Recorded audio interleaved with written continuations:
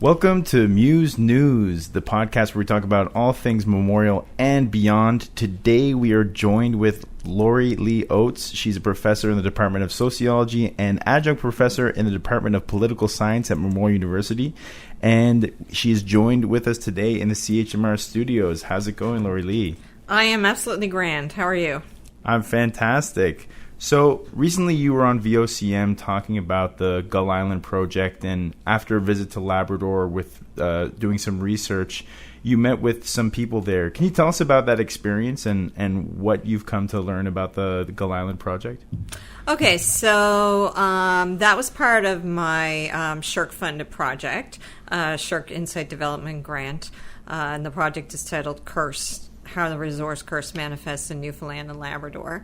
And part of that was I had funding to go to Labrador and Corner Brook campuses for consultations, right? Because we're in kind of a space right now where we don't just rush in and do research, particularly on Indigenous populations, right? We need to reach out to them and ask them what they think needs to be researched. And it was a really good experience, and I was able to bring my student research assistant with me. So met with all kinds of groups in Labrador, including like the Grand River Keepers, who obviously have serious questions about what's going to happen with the Churchill River and Gull Island in particular. And we were able to talk to some business people, right? The Labrador North Chamber of Commerce, which was like a wealth of insight. And we talked to some persons who identified as Indigenous. We were able to visit the Labrador campus. I actually had an opportunity to meet the new president there and talk to some of the staff at the Labrador campus in terms of like what they see as the challenges going forward and how they understand the need to decolonize research. So it was a really productive trip, and I think the main thing I learned was if we really want to decolonize research, we've got to slow the process of research down and take our time. So what did you learn about the Gull Island project? We've seen that Hydro-Quebec has halted its research that was taking place there. We've seen a relative silence from our provincial government on this issue. What did you make of this recent news? So we don't have a full agreement yet, right? And the provincial government has really kind of treated that as no big deal. It's just a detail to be worked out by the lawyers. Well, what the lawyers work out is everything, right? I mean, the devil is in the details, as they say. Most of us heard, right, about this through local media, the fact that Hydro-Quebec was already in there doing work and preparing for construction, even though there's no deal in place. Most of us heard about that because Hydro-Quebec announced it. Our own government didn't announce it. And there's always been a lot of questions around the kind of the transparency of the project.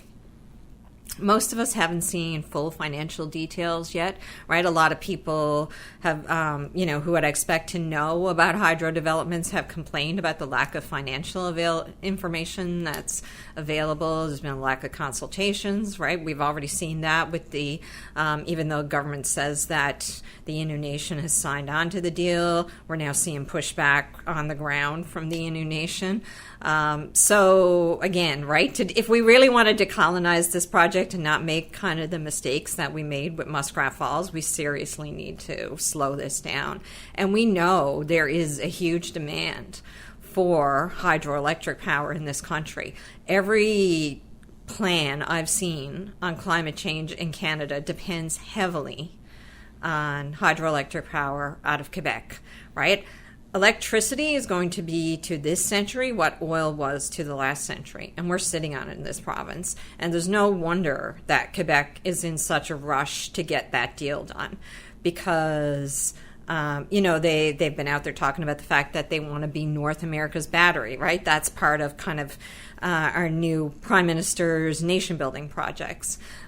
So I think it's in our interest to slow this down. And I think it's in the government's interest, particularly heading into an election, to be as transparent with the public as possible on this.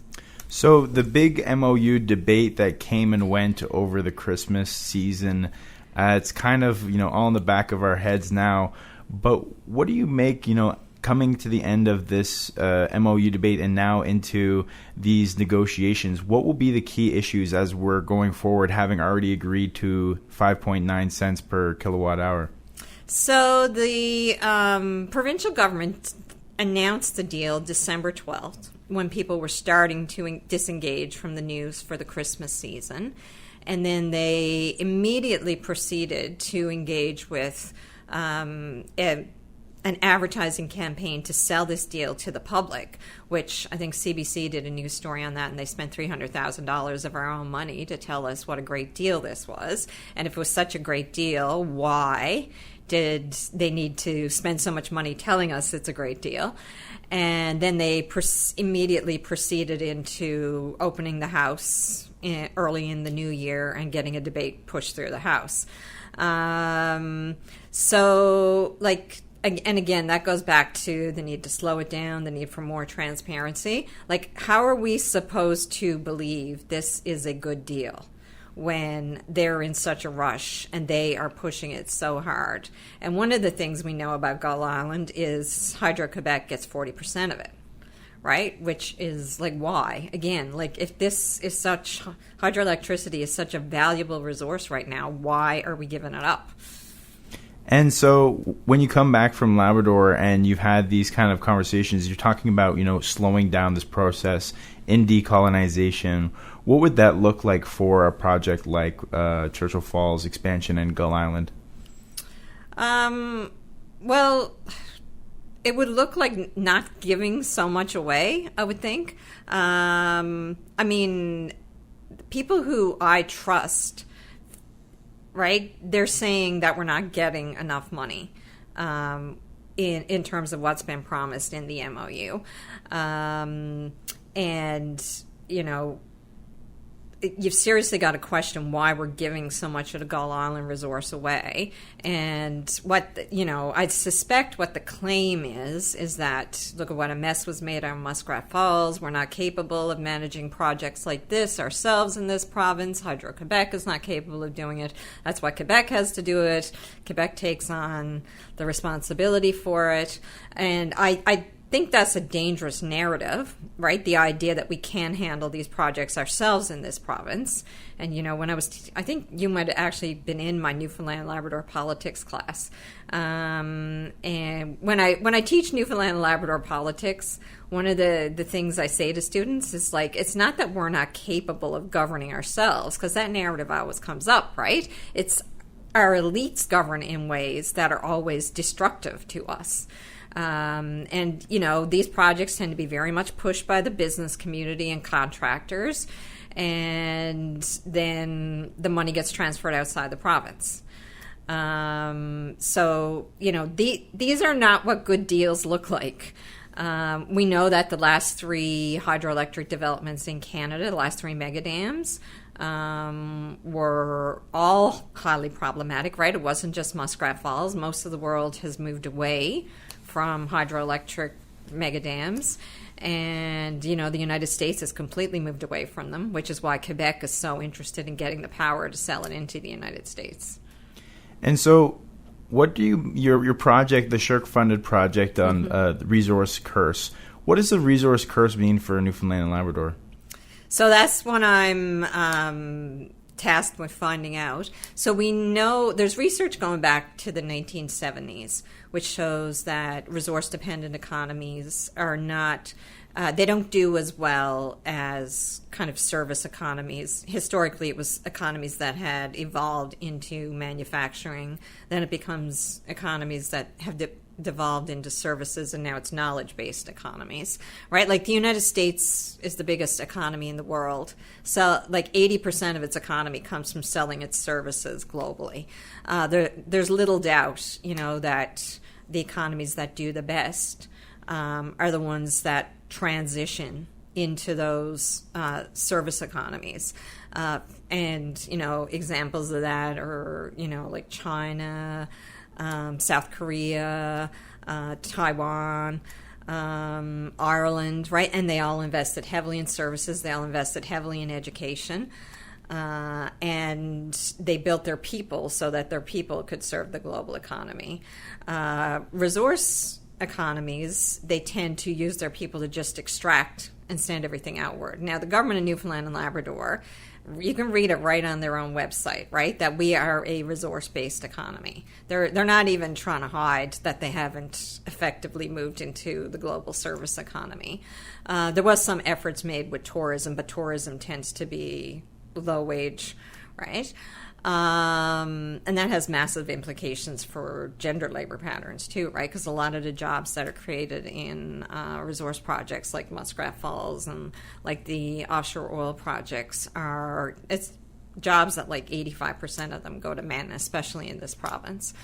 I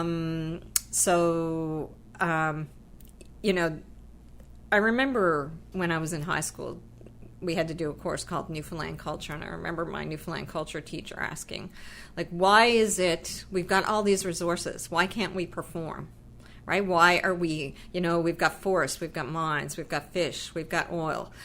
Why are we not doing well? And the more I read the research on the resource curse, the more I realized, it's because we're a resource economy, right? So we suffered massively during COVID as soon as global exports fell. We suffered massively in the 30s and the Great Depression as soon as global exports fell, because nobody could afford to buy the raw product from us anymore, right?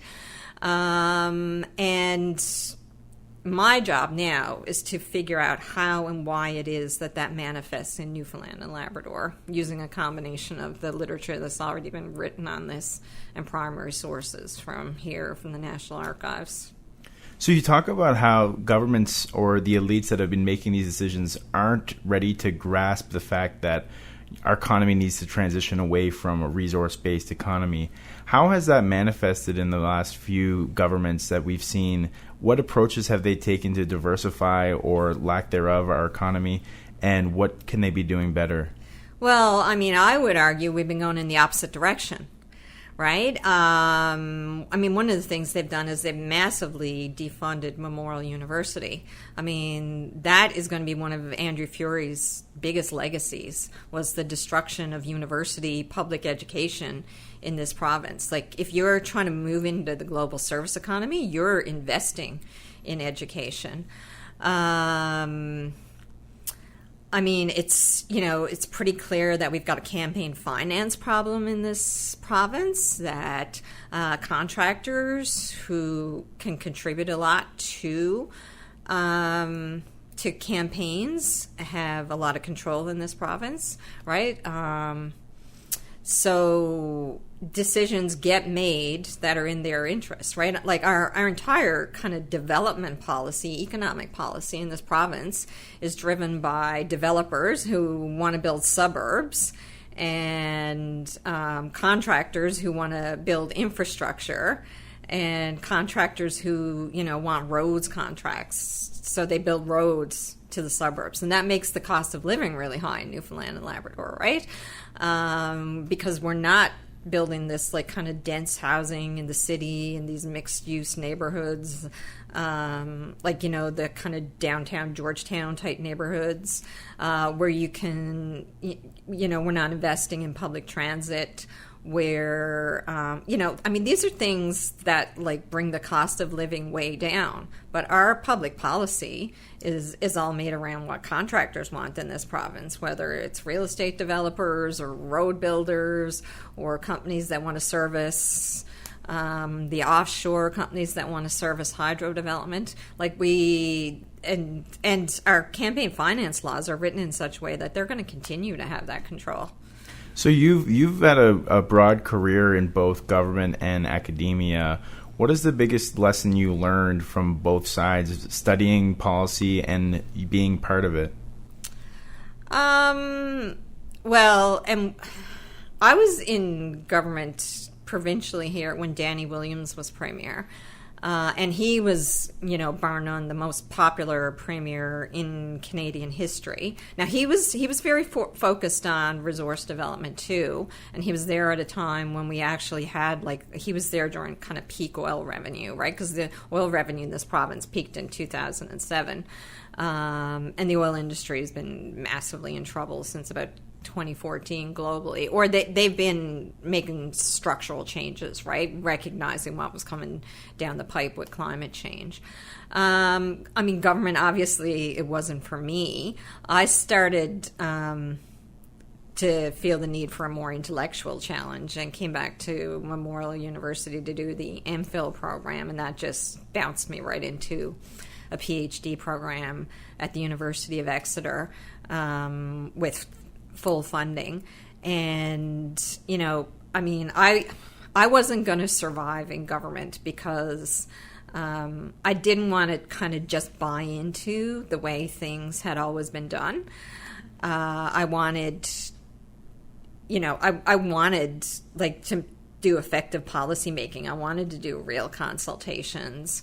You know, I wanted to be part of a public service that fed research to political decision makers. And that is just not the way it goes, right? And, you know, I went back for another stint after kind of Justin Trudeau got elected.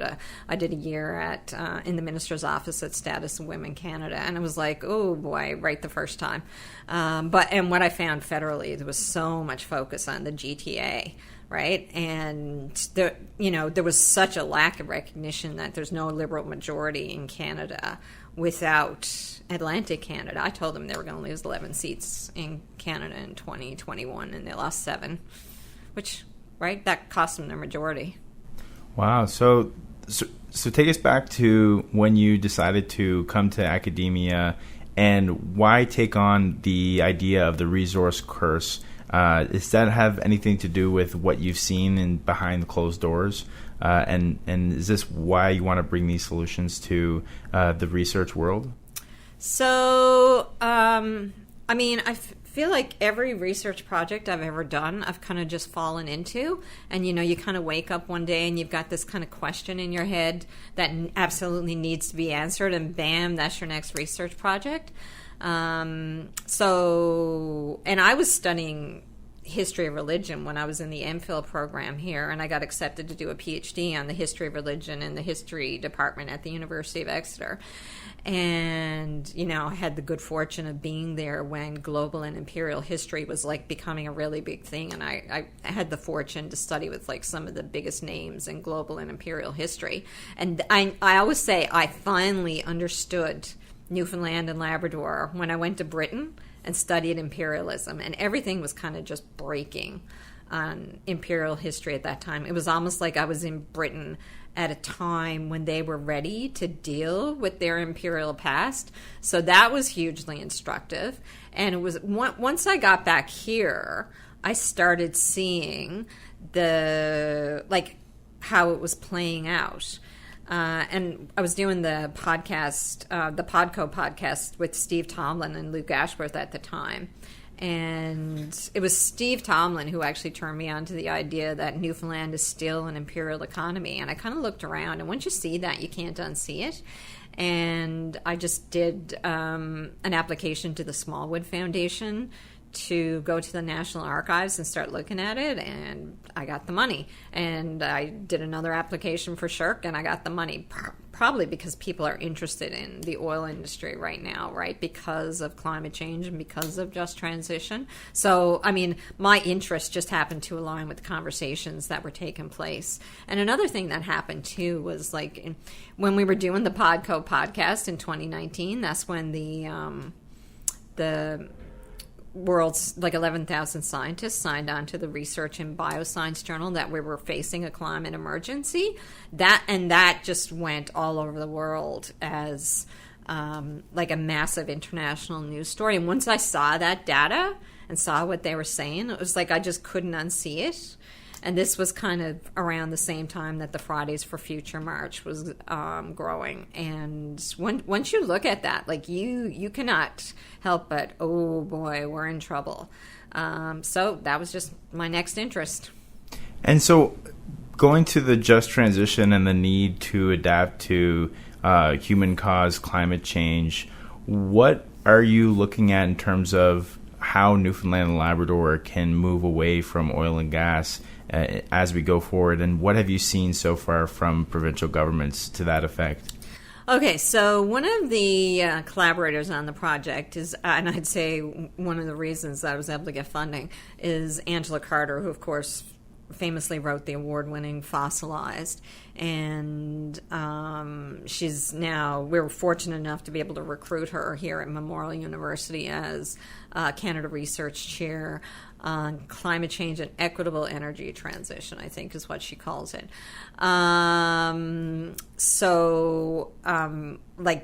Memorial University right now is actually kind of a center for excellence on what is happening on just transition. And, we've got some really excellent people in geography who are studying that too, right? Like Max Laborion in the CLEAR lab. Mark Studdard is in the sociology department, has done some really important work on oil. He's a part of the Arctic University and, looks at northern development. So there's really good resources here to study this stuff. I mean, the thing we've got to be cognizant of is like this oil revenue is going to disappear. The last research I did on how much oil contributes to our economy is like its oil revenue is about 11% of our GDP. And, we've got $20 billion in debt. And somehow, like, we're not answering the question of how that oil revenue is going to be replaced. But that's one of the reasons, too. They're really anxious to get the Churchill Falls deal done, right? And there's not a lot of questions being asked about whether or not it's a good deal. It's just it's going to be enough to replace the lost revenue. And there's going to be lost jobs, too, in the oil industry. Right now, there's going to be new jobs in the green transition. And there's no doubt that the green transition is already happening. There's no doubt. Like the International Energy Agency is now predicting peak oil by 2030. There's questions around whether or not that's actually going to happen related to AI, right? Because AI uses a lot of energy. And the question is that going to be powered by renewables or is it going to be powered by fossil fuels? But the thing is, right, the cost of renewables is getting cheaper. And Newfoundland and Labrador is not an inexpensive place to develop and extract oil. So there's really important research that came out of Nature Energy, and it's been reported on here locally by the CBC, which shows that Newfoundland and Labrador is absolutely not going to be the last man standing in the global oil industry, right? Like we like to talk about our ethical oil, but the reality is oil is sold on global markets and it's about price, and they can dig up oil in Saudi Arabia for $8 a barrel. I'd like to think, I'd like to hope, I'd like to pray that the last barrel of oil is going to be ethical oil. But that's probably not the way global markets are going to operate.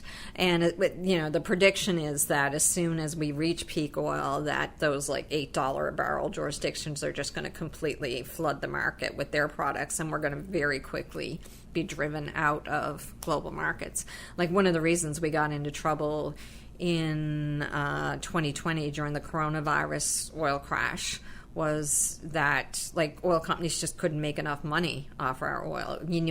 Oil needed to be at $60 to $70 a barrel globally for the Newfoundland projects to be viable. So production was cut, and then production was restarted after the price of oil went up because they didn't want to take a loss on it. We've got some serious decisions to make around dealing with that. So we've got a new climate change plan out now going into the election that, misses the mark in a lot of ways. It's very heavily dependent on carbon capture, which the research shows that carbon capture is not a viable solution to keep the Newfoundland oil or the Canadian oil and gas industry going, right? Like the Prime Minister likes to talk about his decarbonized barrels. That's not really a thing. And, you can tell that that's kind of the oil industry influence on him that, because they want subsidies for carbon capture, right? But that is not a solution that is going to keep the Canadian oil industry going in any way. And, sooner or later, like, this is going to be really bad. Like, we've seen problems in Texas, right, recently with the flooding, right, where last I heard it was like 100 people who had died. We're not very far off, like, kind of major flooding events where a lot more people than that die. And I think it was Roger Hallam with Just Stop Oil in the UK who said, someday soon we're going to see a situation where 50,000 white Western people are going to die in a flood and nothing will be the same after that. Because right now most of the impacts are being felt in the global south, right? But we're not very far off. Canada spends $1 billion a year fighting forest fires. So this could all change very quickly, and we're in no way getting ready for that. So we look to the provincial government now, and the Liberal Party locally here is on their third premier. What are we going into the next provincial election, which should be sometime in the fall? What do you hope becomes part of that provincial conversation? Someone said to me, we got 3 parties and no one to vote for, and I think a lot of people feel like that. I don't think any of them are kind of hitting the mark on both policy and organizing. Like, there's really no great combination of that's coming together, and I don't think people are really excited about kind of any of especially young people are really not excited about any of the leaders. I hope what comes out of the provincial election is we need a massive reckoning on Memorial University in this province. We need a massive reckoning on healthcare and the treatment of nurses in this province. I already mentioned the defunding of Memorial University, but we've also had 2 scathing Auditor General reports, and the people who were responsible for managing the finances during that are still in place, right? The government likes to say the university has autonomy. When they appoint half the board of regents, it gets appointed through the Independent Appointments Commission, which is chaired by former Liberal staff. The Iris Pettin, who was a former Board of Regents chair, is now a senator who was appointed by the Liberals. Glenn Burns, who was a highly problematic chair of the Board of Regents, was tied to the Liberals. Where's the autonomy?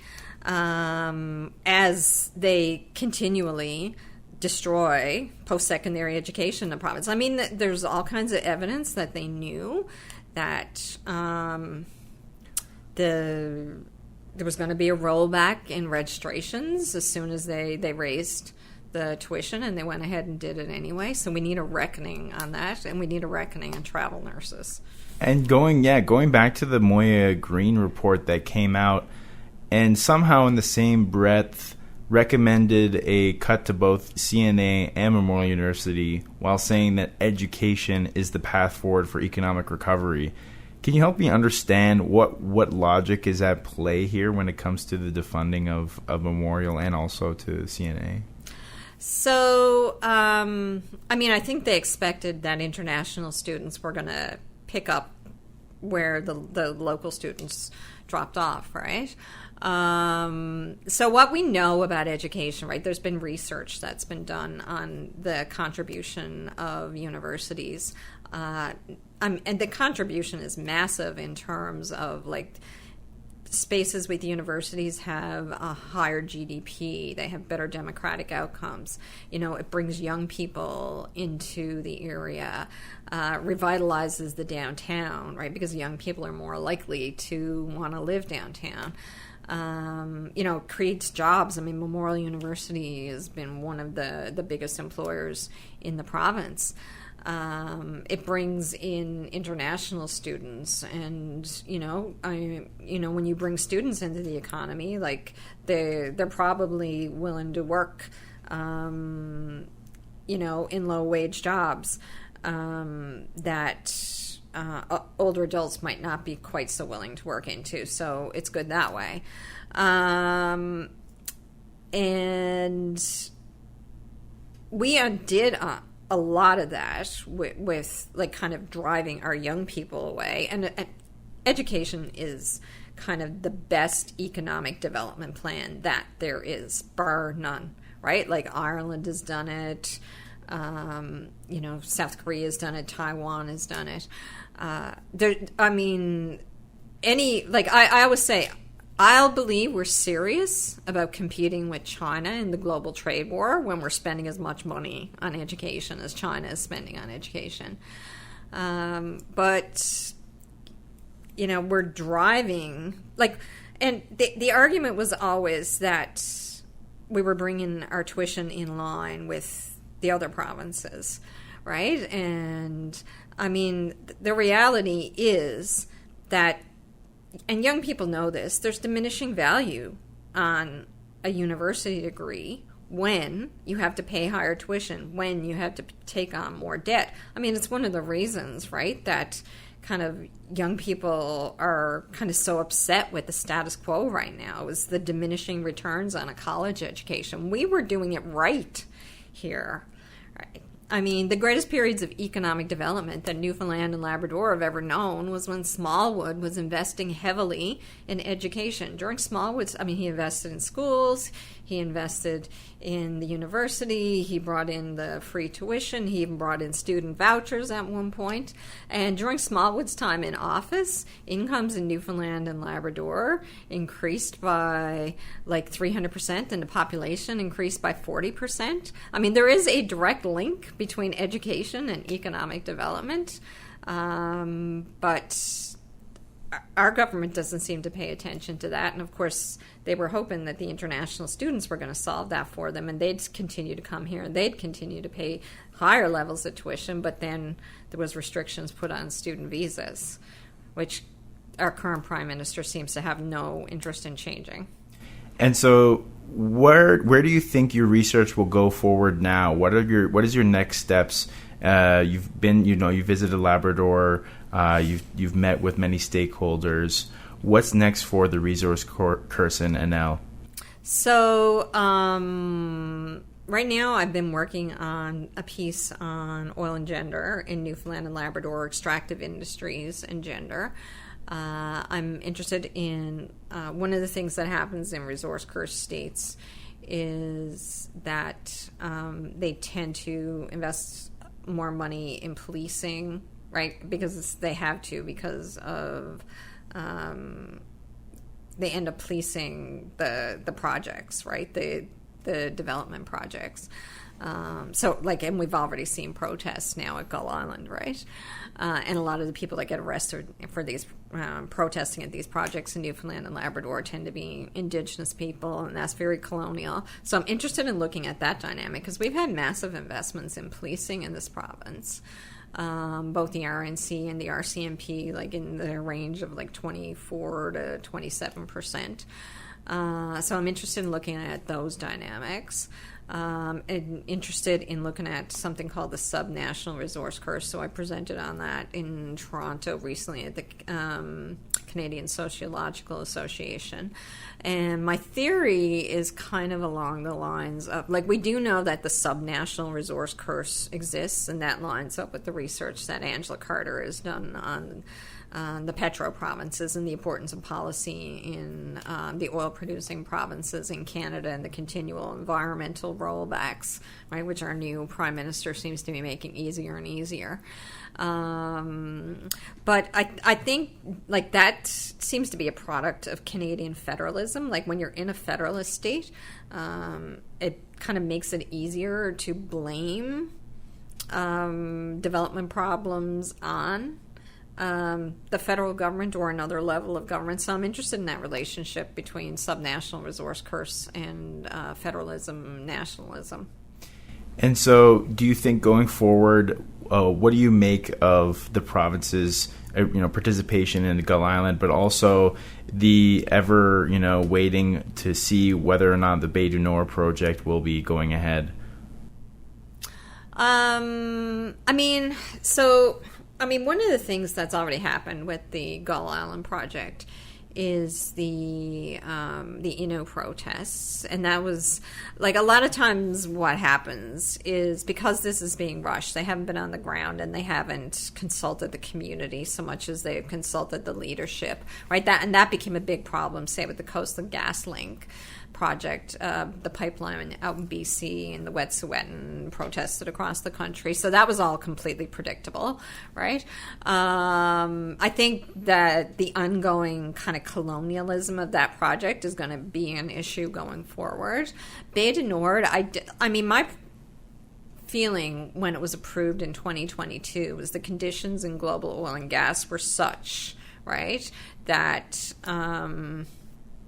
it probably wouldn't go ahead anyway because of just the structural changes that were occurring in the global oil industry and their recognition of climate change and their recognition of, you know, the need to move into I mean, oil companies are investing massively in renewable energy, right? We've seen the name change from NOIA, Newfoundland Ocean Industries Association, to Energy NL, right? So, I mean, we're already having a transition, and people in the industry are already recognizing that. I know that Equinor did announce a contract for the FPSO at the Energy NL conference this year. I mean, I don't think we can get too excited about one contract. Like, it's kind of like literally the absolute minimum that they could do. And I mean, they delayed it in 2023 for up to 3 years. So, I mean, it's almost like they had to have something to announce to make Newfoundland happy at this year's Energy NL conference, so they announced a single contract.